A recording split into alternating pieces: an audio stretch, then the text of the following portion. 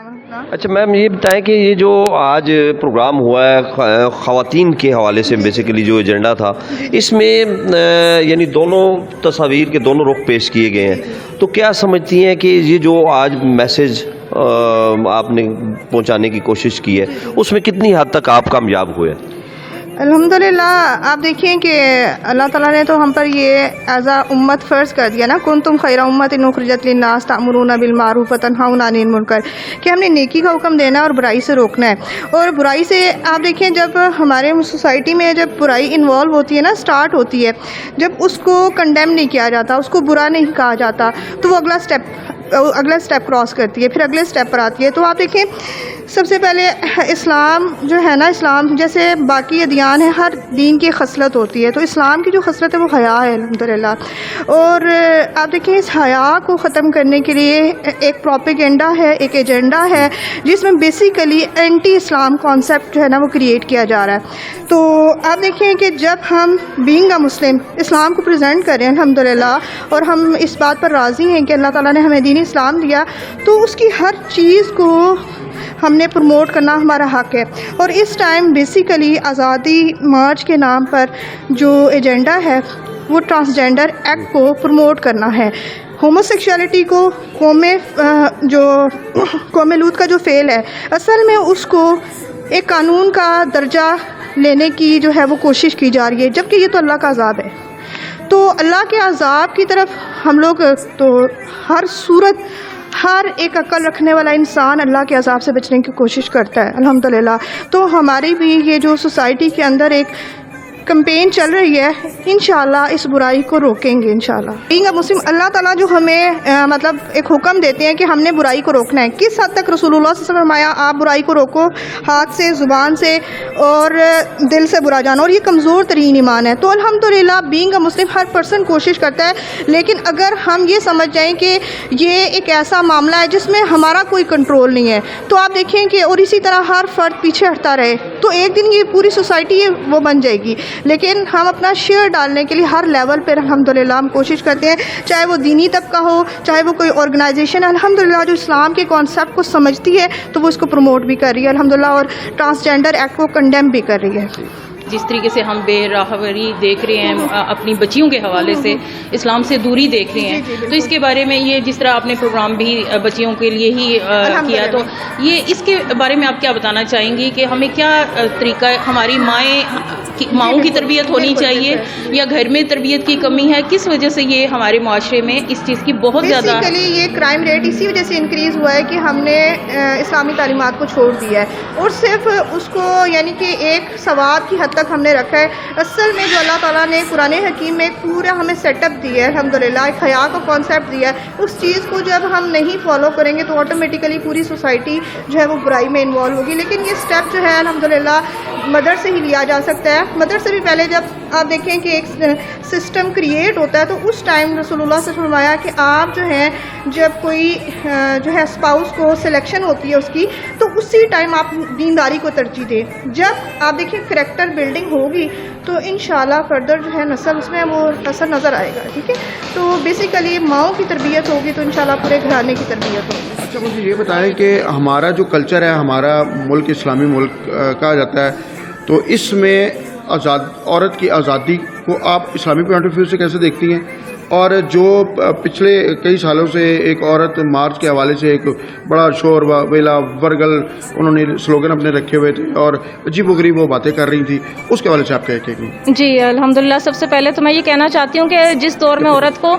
زندہ رہنے کا بھی حق نہیں تھا، اس وقت اللہ تعالیٰ نے اسلام میں جب رسول اللہ صلی اللہ علیہ وسلم تشریف لائے تو عورت کو زندہ رہنے کا بھی حق دیا، تعلیم کا حق دیا، رائے دینے کا حق دیا۔ الحمدللہ نکاح میں عورت کے اوپینین کو، اس کی مرضی کو مد نظر رکھا، اور الحمدللہ کاروبار کرنے کا حق دیا، تعلیم کا حق دیا، وراثت میں حق دیا الحمدللہ۔ تو اگر ہم یہ سارے حقوق ہمیں اسلام نے دیے ہیں تو اس کا مطلب ہے کہ الحمدللہ ہم آزاد ہیں اس حوالے سے کہ ہم اپنے اللہ تعالیٰ کی حدود میں رہتے ہوئے اپنی آزادی کے ساتھ زندگی بسر کر سکتے ہیں. ہم تعلیم حاصل کر سکتے ہیں الحمدللہ. ہم ضروریات زندگی کے لیے اگر کوئی جاب کرنا چاہے, کاروبار کرنا چاہے, تو اللہ تعالیٰ کی حدود کے ساتھ نکل کے وہ جاب بھی کر سکتی ہیں, کاروبار بھی کر سکتی ہیں, تعلیم بھی حاصل کر سکتی ہیں الحمدللہ, اور نکاح کے وقت اپنی مرضی اور اپنا اوپینین بھی دے سکتی ہیں الحمدللہ. تو میرا نہیں خیال کہ اس کے بعد مزید کون سی ایسی آزادی ہے جو رہ گئی ہے جو ہم نے حاصل کرنی ہے. اچھا, معذرت کے ساتھ ہمارے ملک میں جو مولانا حضرات ہیں جو دین کی تعلیم تو بچوں کو دینے کی پوری کوشش کرتے ہیں, لیکن وہ اسکول کی طرف بیٹیوں کو منع کرتے ہیں جانے کے لیے بھی آپ تعلیم حاصل نہ کریں. اس کے بارے میں کیا کہتے ہیں؟ میرا نہیں خیال کہ ایسا ہے, شاید یہ مس کنسیپشن ہے. اگر آپ اس وقت دینی اداروں میں جائیں, ان سے پوچھیں کہ ان کی بچیاں کس طرح کی تعلیم حاصل کریں. الحمدللہ آپ اس وقت جہاں جتنے بھی ہم ٹیم ممبرز ہیں الحمدللہ ہم یونیورسٹیز سے پڑھے ہوئے ہیں الحمدللہ. اس کے علاوہ ہمارے جتنے بھی اسٹوڈنٹس ہیں وہ الحمدللہ اسکول, کالجز, یونیورسٹیز میں یا تو پڑھ رہے ہیں یا وہاں سے فارغ ہو کر آئے ہیں الحمدللہ. اور کچھ ایسے بھی ہیں جو ہمارے پاس سے قرآن کی تعلیم حاصل کرنے کے بعد کسی جگہ پہ یونیورسٹی میں یا اسکول کالج میں ایڈمیشن لے لیتے ہیں الحمدللہ. تو اسلام تعلیم حاصل کرنے سے نہ ہی روکتا ہے اور نہ ہی دینی حلقہ اس کے مخالف ہے. جی الحمدللہ اسلام نے تو اب دیکھیں 1400 سال پہلے ہی ہمیں جیسے ابھی آزادی کے حوالے سے بات کی, تو اسی طرح سے الحمدللہ نبی صلی اللہ علیہ وسلم نے ہمیں جیسے حق مہر کے حوالے سے اور اسی طرح سے مختلف جیسے رائے دینے کے حوالے سے ہمیں حقوق دیے ہیں, اسی طرح سے الحمدللہ اللہ تعالیٰ نے ہمیں قرآن کے حوالے سے ہمارا حصہ جو ہے وہ مقرر کیا ہے جائیداد میں سے. لیکن یہ مسکنسیپشن ہے اس وجہ سے کہ ہم اسلام سے لابلد ہیں. ہمیں قرآن کے حوالے سے, سنت رسول صلی اللہ علیہ وسلم کے حوالے سے اس چیز کی اویئرنیس ہی نہیں ہے, اور یہ ایک فرض ہے اور اس کا حق جو ہے وہ ہمیں جب اسلام دیتا ہے تو دنیا کی کوئی طاقت بھی اس سے روک نہیں سکتی. تو الحمدللہ ایک بیٹی ہونے کے حوالے سے, ایک بہن ہونے کے حوالے سے, ایک بیوی اور ایک ماں ہونے کے حوالے سے الحمدللہ وراثت کے پورے احکامات اسلام میں موجود ہیں. اچھا, مجھے یہ بتائیں کہ والدین آج بھی اس معاشرے میں بیٹی سے نکاح کرنے سے پہلے پوچھتے نہیں ہیں اور اپنی مرضی مسلط کر دیتے ہیں, اس کے بارے میں کیا کہیں گے آپ؟ جی اسلام میں جیسے اسلام قبول کرنے میں جبر نہیں ہے, اسی طرح سے نکاح کے حوالے سے بھی جبر نہیں ہے. اور ہمیں سنت رسول صلی اللہ علیہ وسلم سے بہت ساری ایسی مثالیں ملتی ہیں کہ کسی کے چچا نے اس کی مرضی کے بغیر نکاح کر دیا جبکہ اس کے والد موجود نہیں تھے, اور جب والد موجود تھے اور وہ ولی ہیں انہوں نے اگر